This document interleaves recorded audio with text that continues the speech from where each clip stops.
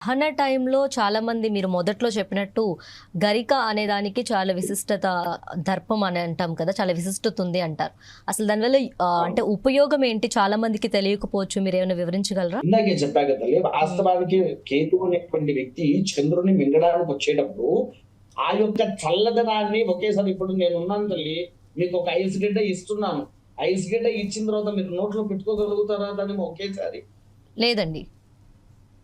ఎందుకు?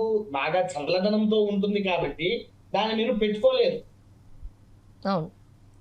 అవునా? అప్పుడు మీరేం చేస్తారు? దానికంటూ చల్లదనం కొద్దిగా తగ్గిన తర్వాత కొంచెం లిక్విడ్ అయినా సరే అప్పుడు మింగవచ్చు అనుకుంటారు ఐస్ క్రీమ్‌ని. అవును. వాటర్ కూడా ఒక ఐస్ గడ్డ అయిన తర్వాత ఫుల్ ఐస్‌తో ఉండే వాటర్ కూడా మనం తాగలేము. ఒక బుక్క తాగేసి పక్కబెట్టేస్తూ ఉంటాం. హ్మ్. ఒకేసారి తాగేసరికి ఏమైంది? నోరంతా మందబారినట్టు, మొద్దుబారిపోయినట్టు అనిపిస్తూ ఉంటుంది.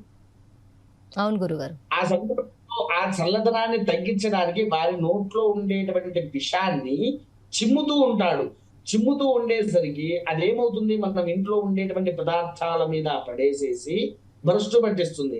మీరు వినే ఉండొచ్చు కాలకూట విషము భూమి మీద పడింది అనంటే సర్వనాశనం అవుతూ ఉండాలి అనేటువంటిది మనకు పూర్వము ఎన్నో పురాణాల్లో, ఇతిహాసాల్లో వెల్లడించి ఉంచారు. అలాంటి విషవాయువు భూమి మీద పడుతుందనే ఒకే ఒక్క ఉద్దేశంతో పూర్వం ఉన్నటువంటి ఋషులు ఏం చేశారు?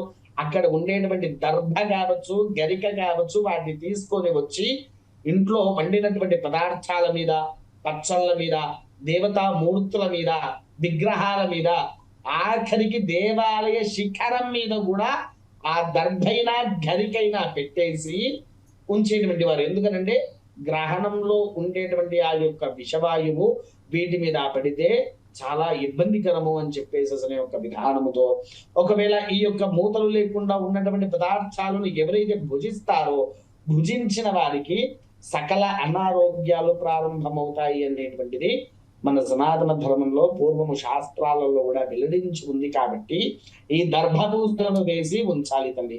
అందుకోసమే దర్భైనా గరికైనా సరే పెట్టేస్తే మన ఇంట్లో ఏది ఉన్నా కూడా ఏది ముట్టుకున్నా ఆఖరికి టీ పెట్టుకోవాలన్నా టీ పొడి మీదైనా కూడా అది ఖచ్చితంగా ఉండాల్సిందే. అలా ఉంటేనే ఆ టీ పొడిలోకి ఎటువంటి విషవాయువు అనేది చేరకుండా మన ఆరోగ్యాన్ని రక్షించే ఒక రక్షణ వలయములాగా ఆ గ్రహణం పడుతున్నటువంటి సమయంలో దర్భ కావచ్చు, గరిక కావచ్చు ఒక రక్షణ వలయంలాగా ఉంటుంది తల్లి.